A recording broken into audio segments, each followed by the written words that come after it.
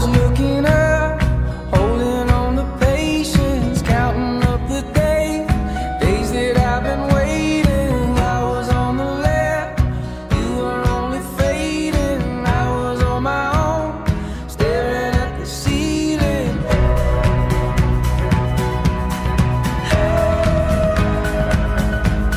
I would lie awake in the night, hoping that one day I'd rise. I have waited all my life.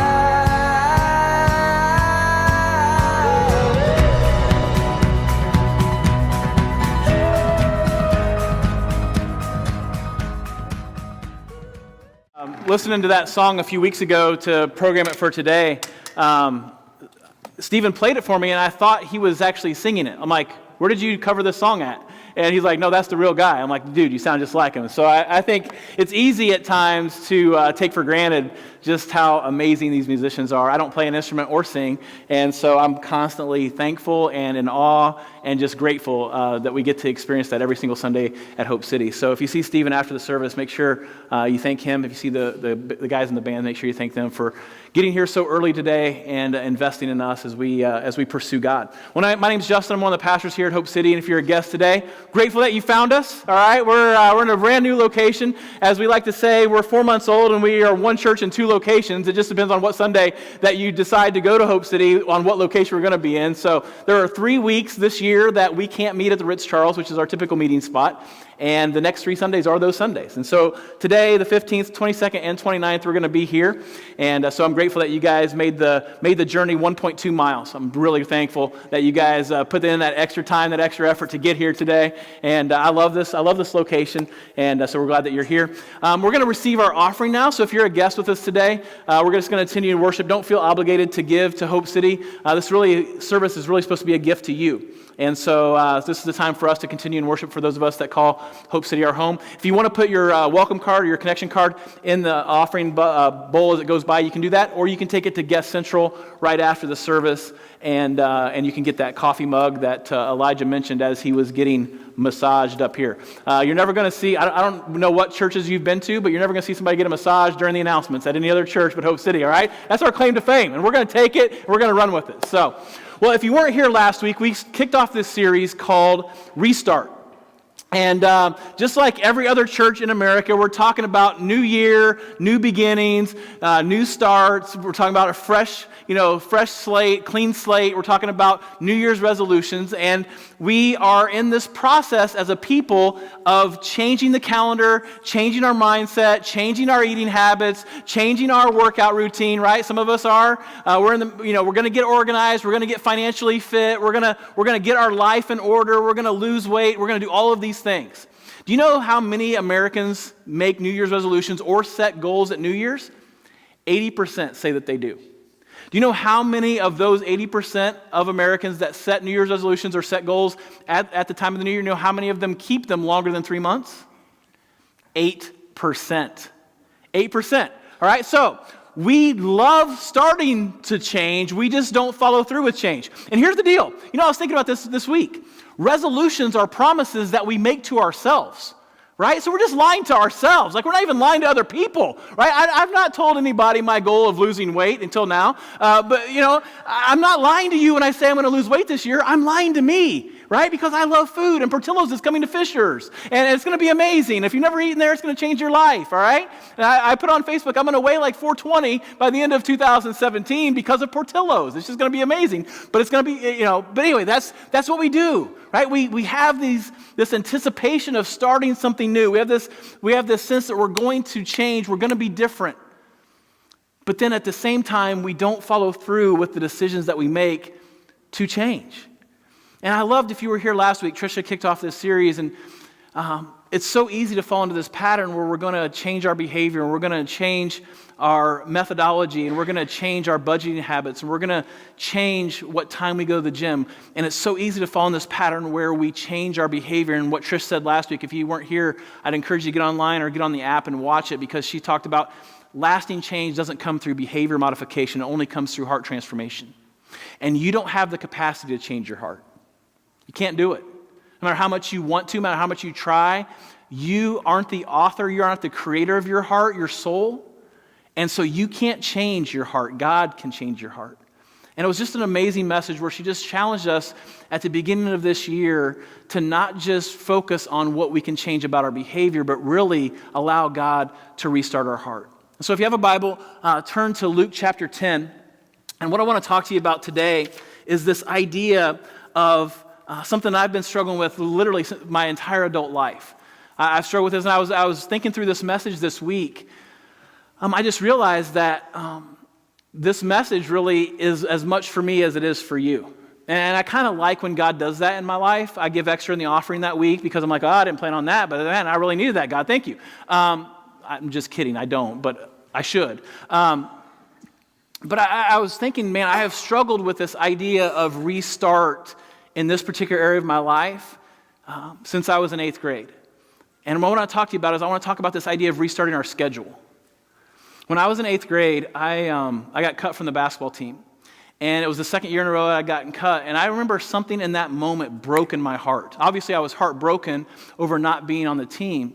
But bigger picture, I remember thinking to myself as I walked out of the coach's office, no one will ever tell me I'm not good enough again. And so I made it my priority. I made it my ambition. I made it my life goal to measure my success in life by achievement, by success, by fitting in, by working hard, by accomplishing things that I set my mind to accomplish.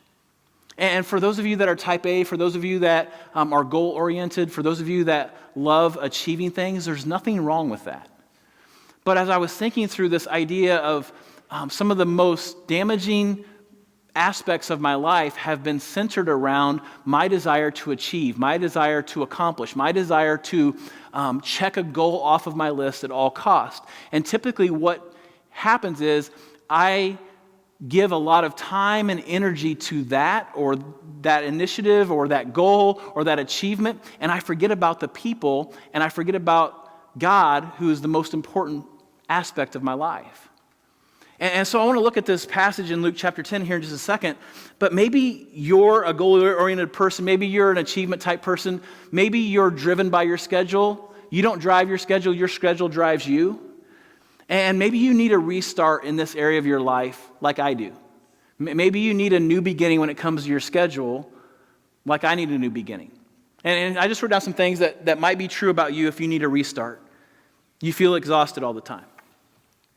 This isn't a depression exhaustion, right? This isn't like I didn't get enough sleep exhaustion. This is an exhaustion that's connected to your soul. This is you running so hard and so fast and so tirelessly that you never rest, that you never take a break, and you're just tired. You're bone tired. And you could sleep 10 hours and you could, relax one day or you can go on vacation, but you can't replenish your soul. Maybe you need a restart.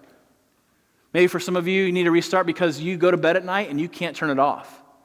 You can't turn off the board meeting. You can't turn off the phone call you had with your boss. You can't turn off all of the things that you thought about that day that did not get done. You're a stay-at-home mom, and all you can think about is the dishes that are in the sink, the laundry that's in the laundry room, the toys that are all over the floor, the marker that's all over the wall. All you can think about is all you did not accomplish. And it just keeps you up at night. It gnaws at you. And so you're trying to rest, but you can't rest your mind. Maybe you need a restart. Maybe for some of us, we need a restart because we constantly feel like we're living for the expectations of other people. We're constantly trying to please everyone. And so your schedule isn't dictated by you wanting people to know that you like them. Your schedule is dictated by pleasing people so that you know that they like you. right? You're not even doing things. You're not even scheduling things in your daytimer if you're still a written calendar person, or in your iPhone or in your Android because you like that person. You're scheduling things and you're compromising your schedule because you want people in your life, whether that be your coworkers, whether that be your friends, whether that be your spouse. You want them to reciprocate and give you value based on how you're serving them. And you're not taking time for yourself, and you're completely exhausted, and you feel completely wrung out, and you actually resent the people that you're spending time with because you know that they are just sucking you dry. Maybe you need a restart. Maybe for some of us, you find identity in your busyness. Like you take pride in it. Like when somebody asks you how you're doing, you have a breath of humility, like, good, but busy. Right? And inside you like it. You want them to know how busy you are because busyness is importance. Busyness is value. And if you can convince them how busy you are, then maybe they'll know how valuable you are. I said this in a previous message, but I think it rings true in my life. Maybe it rings true in your life. We say yes to things that make us busy because internally we believe they make us valuable. And yet we don't have what we need in our relationship with God. We don't have what we need in relationships with others because we're so busy, we're so tired, we're so strung out. We go to all these games and we attend all these functions, and we go to all these concerts, and we do all of these activities, and we work all of these hours. And we don't know who we are anymore. We would not know what to do if we weren't busy. And so we take pride in our busyness, and maybe we need to restart. You start meetings late and you end meetings late. You miss appointments because you're overbooked, you're overscheduled. You forget about appointments. I mentioned earlier that this is an area of growth for me in my 2017. This is something I put down as my goals. I'm going to guard my schedule. I'm going to be better about scheduling things. I'm going to be not necessarily more organized. I'm just going to be more intentional when it comes to my schedule and the health of my internal life. This last Tuesday, like 5 days ago, I get a text message at 9:03 a.m. Hey, buddy, I'm at Hubbard and Craven's. Are you here? And I just thought, oh my gosh, I totally forgot about that appointment. I didn't forget about it. I put it on Thursday. And so I text this person back who's actually in this service today. And I said, I am so sorry. I'll be there in 20 minutes because I'm in Zionsville, right? I'm not even close to Hubbard and Craven's. It's not even on my radar. And so I get to this appointment. I come rushing into this appointment. I sit down. I'm like, I'm so sorry, bro. I'm so sorry I'm late. So sorry I didn't have it on my calendar for today. And he's like, you know what? It's no problem at all. I'm not in a hurry. It's like, in fact, I liked having this time with the Lord. And I just thought, I suck as a pastor, right? Like, this guy is way more spiritual than me. Can I say suck? I don't know if I can, but anyway, I did. And so I'm like, this is horrible. This guy is so much more spiritual. He's carving out time with the Lord, and I'm forgetting about appointments. That's how bad I need a restart. And so I don't know where you're at in this whole scheduling thing, but I do know this, that when I say we need to restart our schedule, I'm not talking about getting organized. I'm not talking about accomplishing more. I'm not talking about being more effective or coming through with bigger goals and scheduling your life so that you can have a greater return on investment.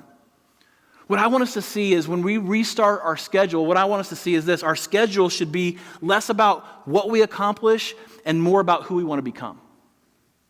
That your schedule for 2017 should not be dictated by what you want to accomplish. Accomplishment is important. Goals are important. Being on time is important. Being punctual is important. Respecting other people with your time and your schedule, that's all important. But what if you went into 2017 and you said, you know what, God, I want you to leverage my schedule. I want you to leverage the time I have, not so that I can accomplish more, but so I can be more of who you created me to be. What if we changed our focus? What if we changed our paradigm? And what if we saw our schedule as a pathway to the transformation that God wants to bring to our life?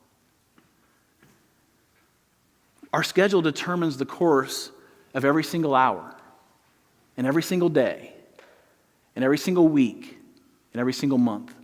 So everything that you put on your schedule, whether that be a written day timer like my wife has, she actually has 3, she's in counseling, or that be in your phone. Right now you can pull up your schedule, right? And you can see what your week looks like. Some of you are feeling anxious right now because you know what your week looks like. Every time you put something in that calendar, it dictates the course of that hour. And then it dictates the course of that day. And then it dictates the course of that week. and you look back over 2017, and you are a sum of what you have given your time to. Whether you like it or not, what you give your time to determines the value that those things have in your life. And so I want to look at this passage of Scripture, and if you've been in church for longer than probably, 24 hours, you're probably familiar with this Scripture, especially when it relates to this subject. But I want to look at the Scripture and talk about how we can restart our schedule in light of what happens in this Scripture, because I think we're going to resonate with this story. Luke chapter 10, verses 38 through 42. And if you don't have a Bible, you can follow along on the screens, or you can follow along on the app. All the notes are in there as well. It says this: As Jesus and the disciples continued on their way to Jerusalem, they came to a certain village where a woman named Martha welcomed him into her home. Her sister Mary sat at the Lord's feet, listening to what he taught. But Martha was distracted by the big dinner she was preparing. She came to Jesus and said, Lord, doesn't it seem unfair to you that my sister just sits here while I do all the work? Tell her to come and help me. But the Lord said to her, my dear Martha, you're worried and upset over all the details. There's only one thing worth being concerned about, and Mary has discovered it, and it will not be taken from her. It's interesting, Mary and Martha were known to be some of Jesus' best friends. In fact, if you're familiar with the story of Lazarus is the brother of Mary and Martha, and so the only time that Jesus weeps that we know of in Scripture, it's because of the death of Lazarus. And so he has a really deep friendship with them. And the way that this story is told, and taking into account Jewish custom, this seems like a spontaneous dinner. It doesn't seem like something that was planned. If it was a planned dinner, you would have thought that Martha would have been more prepared.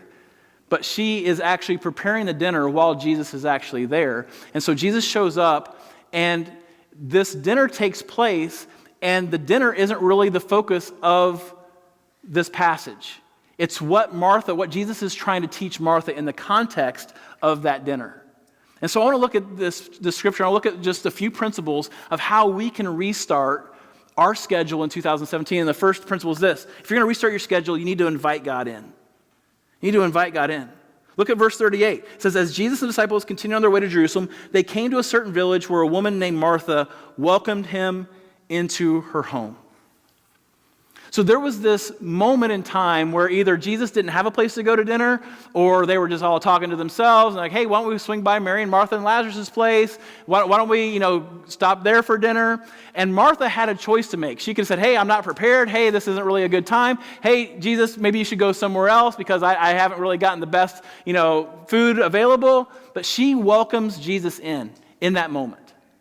Whether or not it was convenient or not, she invites Jesus in. And for some of us, the first step that we need to take in our schedules is we need to invite Jesus into our schedule, which sounds kind of weird. I don't know if you ever thought about it that way, but I compartmentalize my life in such a way that I invite Jesus into the big aspects of my day, the big aspects of my week. I spend time in prayer. I try to every morning.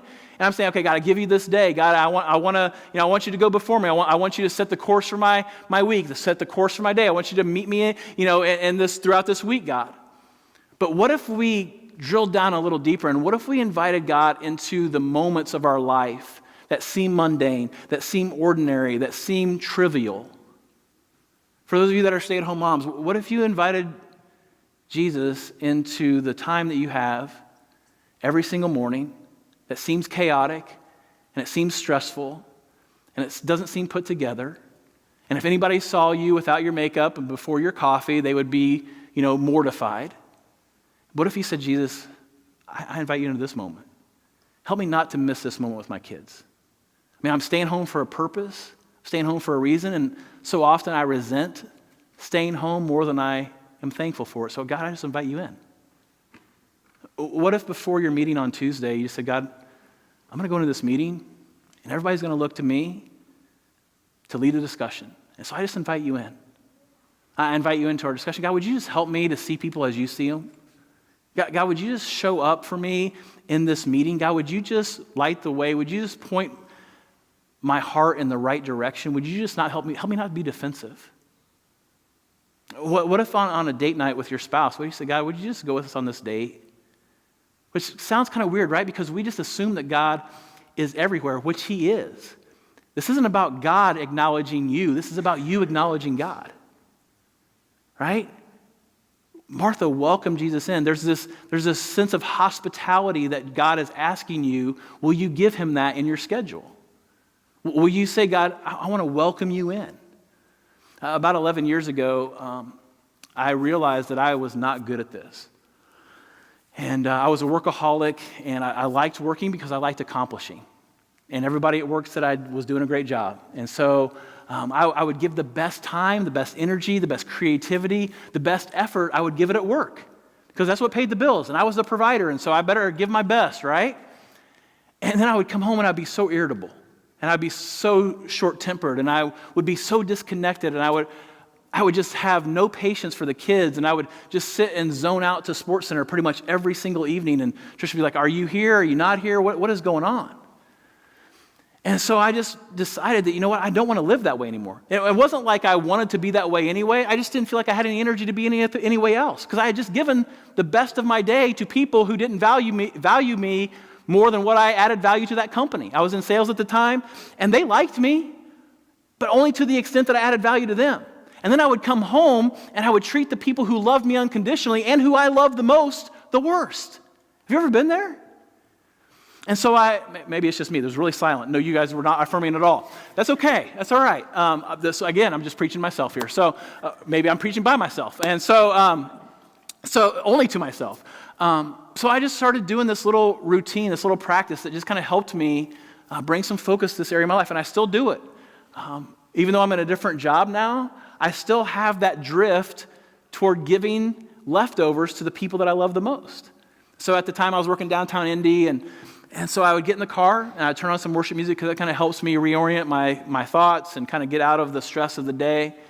And I would just say this prayer out loud to God on my way home. I had kind of 30 minutes. I'd just take a deep breath. I'm like, God, it's been a tough day, or it's been an amazing day, or it's been a hard day, or it's been a stressful day, whatever the day looked like. But the people at my house, it's not their fault. And so would you help me in this moment have the energy and the courage and the patience and the endurance to give the best to the people that love me the most? Because I just gave my best to a bunch of people who could care less about me.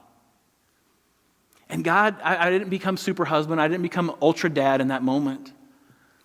But I was made aware of the eternal impact of time. And it would help me plow through those times that I didn't want to play Legos, and I didn't want to, hear about the homework, and I didn't want to help with dinner. It would help me realize that, hey, all I have is this night. And I don't want to spend the next 4 hours disconnected and disengaged from the people that I love the most. And so what if you, in your life, just invited God into that night with your friends, and invited God in to that weekend with your kids, invited God into that moment that you have with your boss. And you say, God, I just give you this moment. I give you this hour. I give you this meeting, and watch God transform your perception and your heart. Secondly, if we're going to restart our schedule, we need to get rid of distractions. Look at verse 40 of this passage. It says, but Martha was distracted by the big dinner she was preparing. She came to Jesus and said, Lord, doesn't it seem unfair to you that my sister just sits here while I do all the work? Tell her to come and help me. Now, this parenthetically, this isn't even in my notes, but I was just thinking about this between services.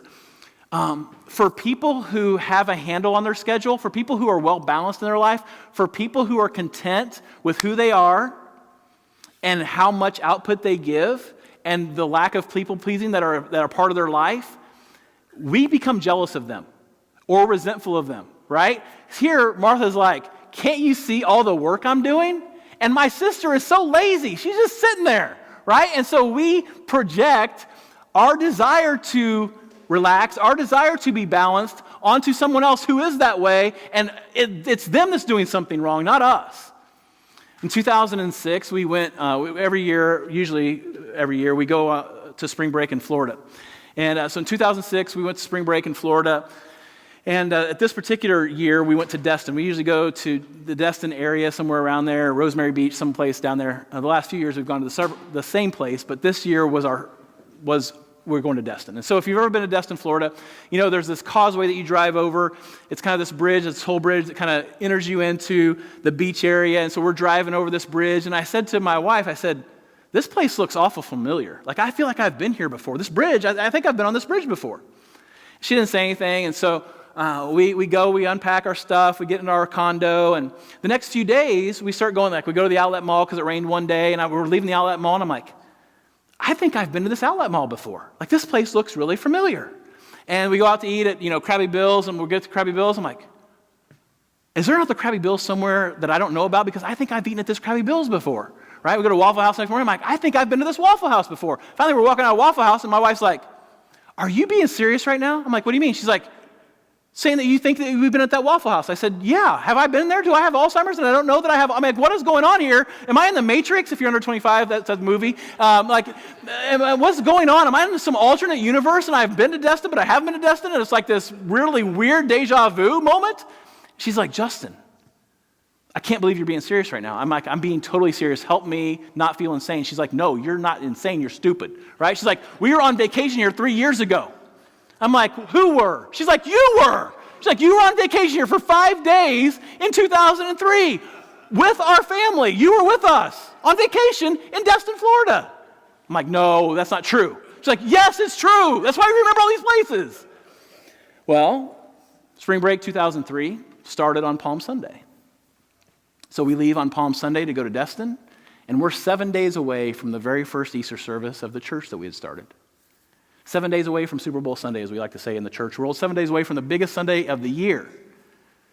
So I was there, but I wasn't really there. I got up early to return email, and then when the kids would nap, I would work on my message, and then, because it had to be good because it's Easter Sunday, and then I would, approve graphics, I'd approve, announcements, I'd do all this stuff during the day, and I try to sneak away to make phone calls, and I was there, but I was never there. And so we go on vacation 3 years later, and I have zero recollection of that vacation because I was so distracted. I was so missing. I was so absent. And you have the potential to be in a meeting. You have the potential to be with your family and not really be there. You can be so distracted that you actually miss it. And here's the deal. Martha was not distracted by sin. She was not distracted by something bad. She was distracted by dinner. She wanted to impress Jesus. She was going all Bobby Flay on this dinner, and it was going to be an Iron Chef dinner that was going to impress him, and she was going to accomplish, winning points with Jesus. Jesus was going to hold her up and say, this is how you do hospitality. This is amazing. You have the heart of God. You're amazing, Martha. She was distracted by something good, and she missed what was best. And Easter has happened every single year since 2003, without fail. Every single year we celebrate the resurrection of Jesus. It's come and gone every single year, but I can't get that week back with my kids. I can't get it back. It was gone, and I don't even remember it. So what is distracting you from being fully present with those that you love the most? What is distracting you from being fully present with the people that mean the most to you? Is it your phone? Is it your computer? Is it your job? What is it that you can't disconnect from, that you can't push aside? And here's the deal. We can get so consumed with doing things for God that we actually forget to just sit at the feet of God. Right? And that's what Mary is doing. She's just sitting at the feet of God. So if you want to restart your schedule, you're going to have to invite God in, and you're going to have to get rid of the distractions. And next, you're going to have to schedule what is significant, not just urgent. Or to schedule what is significant, not just urgent. Look at verse 41. But the Lord said to her, my dear Martha, you are worried and upset over all these details. There's only one thing worth being concerned about, and Mary has discovered it, and it will not be taken from her. Do you know that time is more valuable than money? Some of us don't believe that because we don't think of it in those terms. But for most of us, especially in this area of the country, this area of Indiana specifically, it's easier to write a check than it is to give time. And here's why time is more valuable than money. Because you can always make more money. You can always make more money. No matter how much money you lose, no matter how much money you make. I mean, look at the stock market. I mean, we thought we were going through the worst time in history just 6 years ago, 7 years ago, right? And now everyone's wealthy again. Jobs are on the rise. Houses are being built everywhere you look. Like the city of Indianapolis is blowing up. right? We can always make more money, but once you spend time, you never get it back. It is gone forever. So time is way more valuable than money. And so often we don't think of it in those terms, but each of us are given the same amount of time every day. Each of us are given the same amount of time every week. Each of us are given the same amount of time every month and every year. And so we look back and we go, man, how did time get away from me? How did time go so fast? And so I want to talk to you, I was thinking about this week, and let's just say that your day starts. We have Monday here, Tuesday, Wednesday, Thursday, Friday, and Saturday, okay? And I'll try to put that where everybody can see it. Let's just say, for argument's sake, some of your days start way earlier than that. But let's say your day starts at 7 a.m., okay? And let's say it ends at 9 p.m. So everybody's day starts earlier and everybody's day ends later at different times. Let's just say, for argument's sake, that's the time that we have each day. And so every single day, you have this amount of time that you get to choose, for the most part, how you schedule. Obviously, there's some things in there that, if you work a full-time job, then work is on that schedule every day. But there are variables in there that you get to decide how that time is spent. You get the same amount of time as every other person. And every single day, you have a choice of how you're going to schedule your time. Here's what happens so often. I have great intentions of what I want to do with my time. Like, I have the best intentions. I want to be an awesome dad, right? I want to be an amazing father.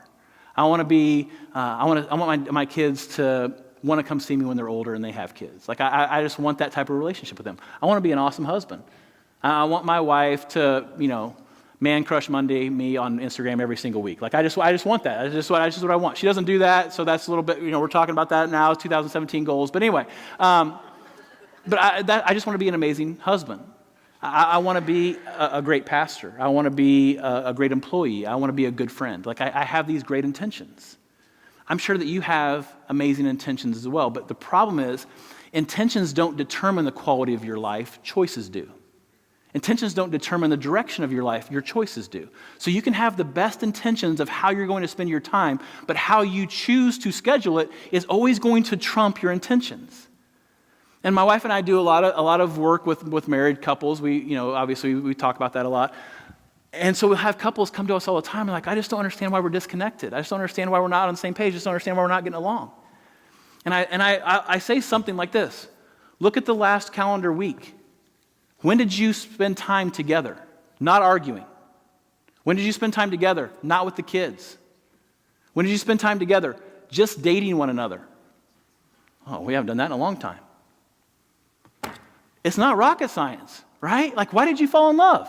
Well, we fell in love because we spent all kinds of time together. Exactly, right? So we just think, man, once we're in love, it's just going to go there. We're just going to stay there. It's going to happen, right? We fall in love because we choose and we prioritize and we're intentional about the time that we spend with one another. And then all of a sudden, marriage happens and kids happen, and we just think that our marriage is going to go up and to the right, even though we're not investing any time. And so unless you put a date night on your calendar and say, you know what, we're going to guard this. We're going to ferociously protect this, and nobody's going to touch it.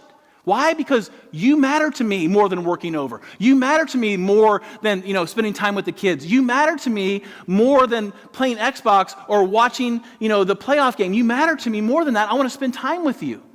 That was my wife. I remember one time my wife said to me, just while we were dating, just casually, she's like, I wish we could spend some time together today. I'm off. She was working 2 jobs. She's like, I'm off, for an hour between my 2 jobs. I just miss you. Well, I was in Crawfordsville. I drove to Joliet, Illinois, 3 hours to spend an hour with her and surprise her, and then I turned around and drove home. Now I get upset if she asks me to get a gallon of milk on my way home from work, right? I'm like, well, are you kidding me? Do you know how busy I am? I don't have time to go to Meijer. Come on, Meier's not even on my way. Kroger maybe, but not Meijer. Like, you're asking too much of me. I drove 3 hours to spend an hour, or 6 hours to spend an hour with her, right? And then we wonder why our relationships are so disconnected. If you want to be a good parent, you're going to have to block out time, right? You're going to have to say, you know what? I'm going to spend this time with my kids. How can you grow in friendship? How can you expect to have deep friendships if you're never around your friends? Facebook does not count, right? You liking someone's picture is not time. You posting a Throwback Thursday picture is not time with that friend, just telling them your affection on Instagram. And we have substituted intimacy for what we project to people as relationships. And you can't have deep friendships. That's why we prioritize connection groups around here. And yeah, it's 2 hours a month out of or 4 hours a month out of your time, right? But we're not going to grow deeper with one another and grow deeper in our relationship with God if we don't prioritize that time together, if we don't schedule it. And so if you're feeling disconnected, if you're here and you're like, man, I just don't feel like I have any relationships, I can't promise you that you're going to meet your BFF and your long-lost friend and you're going to, die holding hands together in the same nursing home. I can't promise that, but I can say you're not going to experience friendship until you prioritize time to experience it. It's not going to happen. And so if you're wanting to get married and you're not dating, you're not choosing to try to engage in relationships, no matter how much you want to get married, that doesn't just happen. You have to be intentional about it. And so you're going to have to choose to schedule what is significant, not just what's urgent, because what's urgent will eat your lunch. What is urgent will dictate your schedule. What is urgent will always try to take priority over what is significant in your life. It always will. When I was younger, younger pastor, I would schedule like 4, 5, 6 nights a week out, people from church. And I thought I was being a good pastor. Because my thought process was, man, if I don't go out to dinner with these people, if I don't spend time with these people, they're not going to come to our church. And how egotistical does that sound that they were coming to our church because I spent time with them? Right? Looking back on it, sounds really, but it wasn't egotistical. And most people that struggle with pride in your life, they're not prideful, they're insecure. Like it's insecurity that's driving their behavior. And that was insecurity. I just thought, man, I got to go out to dinner with Wes and Kelly or they're not going to come to our church. And what if they don't come to our church? That means they don't like me. And so I would be resentful of the people I was actually spending time with because I was so burnt out on spending time with people. And so I have people, I still go out to dinner with people, but I have like 2 or 3 nights a week that we schedule out. Because my family, I love you guys, but my family is more important. I love them more. And I want to be with them. And so I have people that come up to me and they're like, hey, can we go out for coffee, come out for dinner, or can we spend some time together? We want to get to know you and Trish, and I want to do that. And I say, hey, I'm not available for a couple weeks. They're like, whoa, you're really busy. I'm like, no, I'm not actually. I'm not busy. Like it's a 2-week wait because I only have a limited amount of windows for you to be in. And then this thought comes, well, what if they don't come to Hope City because I don't go out to dinner with them? And then God speaks to my heart and says, if they only come to Hope City because you go out to dinner with them, they probably shouldn't be there anyway. And so if you want to have the time for the relationships that matter most, it's not going to happen by accident. You're going to have to guard it. You're going to have to be intentional about it. Finally, I'm close with this. I'm gone way too long. I've talked about 5 things that aren't even my notes, but I got going up here. Sorry. You can't get back time, but you can begin again. You can't get back time, but you can begin again. I love this passage in Ephesians. It says, chapter 5, verse 15 and 17, it says, be very careful how you live now, wisely, not unwisely, redeeming the time because we live in evil days. Therefore, don't waste your time in foolish living. Find out what God's will is and start doing it. I love that phrase, redeeming time. Like God is saying, hey, don't waste your time, redeem it. And one of the things I wrote down in my notes is, you can either live in regret over how you spent your time in the past, or you can allow God to redeem that time. You can't get it back, but you can start now. You can start today. You can make choices that will course correct your life, course correct your schedule today. That's how God works. Every day is a new beginning, not just a new year. God says, I'm giving you new mercies every day. I'm creating something new every day. And so when you choose to lean into this area, and here's what happens most of the time in our life. We feel guilty over our time. We feel guilty over our schedule. We carry shame and regret and remorse when it comes to our time.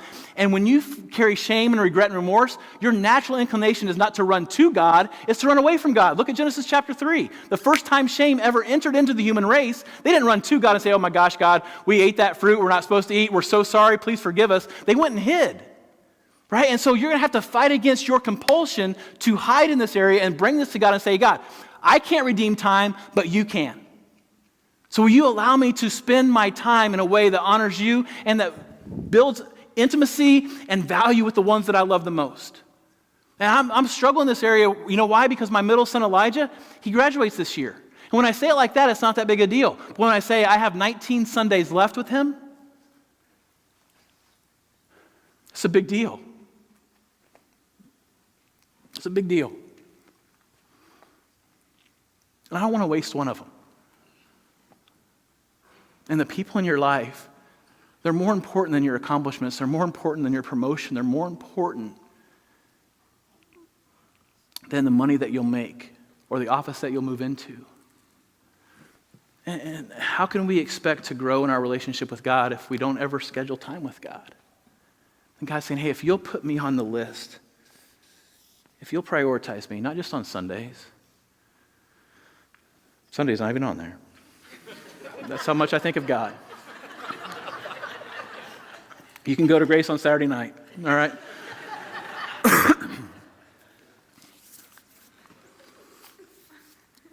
But God is saying, hey, if you'll put me first, I'll help you restart this. I'll help you prioritize and find value in your schedule. And for some of you, you're exhausted. You're worn out. You're tired. Maybe you just need a restart. Will you invite God in? Will you get rid of some of the distractions that are keeping you from experiencing the life that He has for you? And will you start looking at what is significant and not just what's urgent? And watch God redeem the best of your time. Let's pray. God, we thank you so much that you pursue us, even when we're running away from you in shame or remorse. So God, I pray for the single person here who just feels like they're living for the expectations of other people. Everybody thinks they're single, they have all the time in the world, and so they just fill their schedule with things that keep them busy because they don't want to think about their loneliness. They don't want to think about their aloneness. They don't want to think about their marital status. So if they can stay busy and they can serve everybody else, then they won't have to think about the hole that's in their heart. I just ask that you meet them. Yeah, God, I pray for the mom that just feels guilty because she works. And she doesn't know how to reconcile wanting to spend time with her kids and needing to provide for her kids. And so God, would you just speak to her heart right now? She was never intended to carry guilt and shame. God, I pray for the dad that never feels good enough, never feels like he stacks up enough. He feels like a good provider, but not a good leader. And so he works all the time because he thinks that's what his family needs, and he doesn't really give time to his family because he doesn't really know how to. God, we're not really distracted by all these sinful things. We're distracted by good things, and we forsake the best things. So will you help us prioritize, clear out the distractions of our heart, breathe life into us, and help us to restart in this area. It's in Jesus' name. Amen.